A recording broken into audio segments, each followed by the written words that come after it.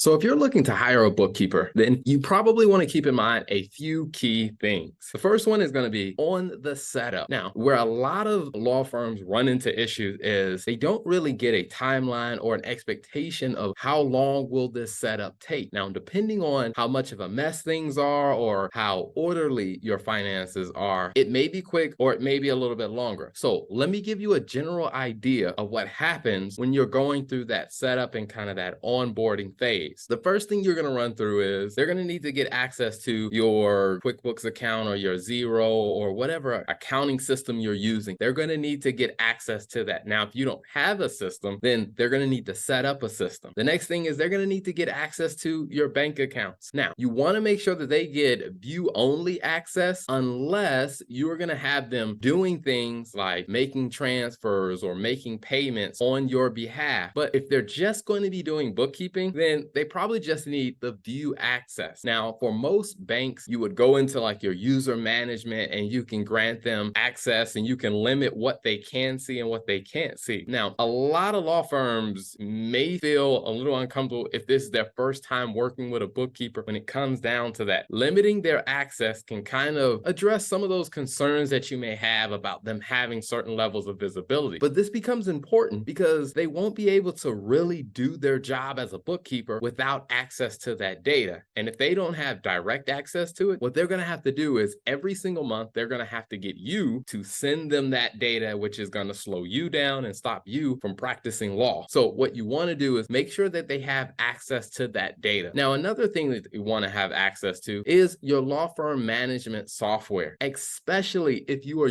doing trust accounting. If you have any trust accounting work that needs to be done, you want them to have access to your law firm management software because they're going to need to pull reports there to compare that to what they are doing in the accounting system so they can compare that to the bank account and doing that three-way trust reconciliation. The next thing that you want to understand is you want to get an idea on like, hey, where are they going to be saving files? Because what you don't want is you don't want to be chasing a ton of emails. You want to have a central place where you can go and you can get the information that you need. So let's say if you need to see the financial statements on a monthly basis, well, you want to find out from them, where is the central place where I'm going to be able to go to get that information? Because if you're having to search through your emails, you might have deleted it, or maybe they didn't send the email, or maybe it's stuck in someone's outbox or inbox or whatever. But if you have a central place where you can go to get that information, and it'd be important for you to know where to go to get it. Now, also, you want to clarify what type of reporting do you need to get. Now, I will say is if you're completely new to the accounting and the finance side of running your law firm, it would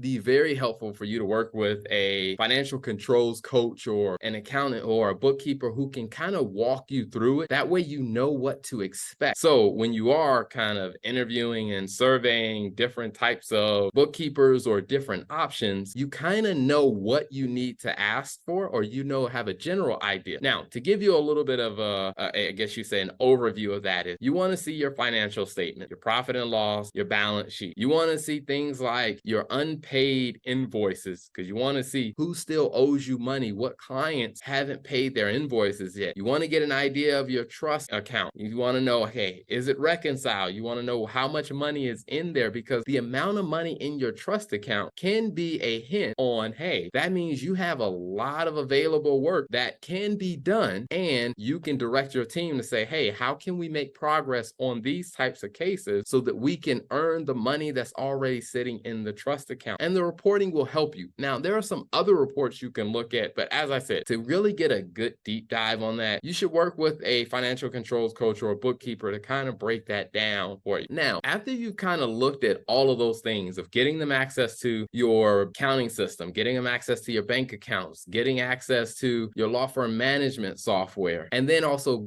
being able to get access to a centralized folder where key information that you will need is going to live, and then getting an idea on what the reporting will look like. The next thing you really want to make sure that you focus on with a bookkeeper is you want to get a timeline on how long is it going to take for them to go through all of the onboarding stuff, to go through cleaning up, whether it's prior period stuff or prior year stuff, and then getting to a point where you can get into a regular cadence of receiving reports and information. Now, I will tell you, depending on how orderly or how disorderly your prior financial records were, it may take some time. Like I've seen some law firms have been able to get up to speed and running within, 1.5 months. But then there have been some where things were a bit of a mess and it took about, 4 months or more to really get everything organized because you don't want to rely on reporting or financial information that isn't correct. So depending on how much cleanup you need, your timeline on how long it takes to get to a very steady rhythm may vary. So you want to keep that in mind. So it's a great thing that you are hiring a bookkeeper or you're considering hiring a bookkeeper, but keep these things in mind as you're going through that setup phase. And here's a helpful hint. When you're interviewing different bookkeepers or you're interviewing potential bookkeepers, you should stop and ask them at some point, hey, what does your setup or your onboarding process look like? If they don't know what you're talking about, or if they don't have a process that they can explain to you how they work through things, that might be a hint that they may not be the right bookkeeper for you, because there are a lot of people that may understand like how to press the buttons in a software, but they may not necessarily understand how to actually do the bookkeeping and how to create a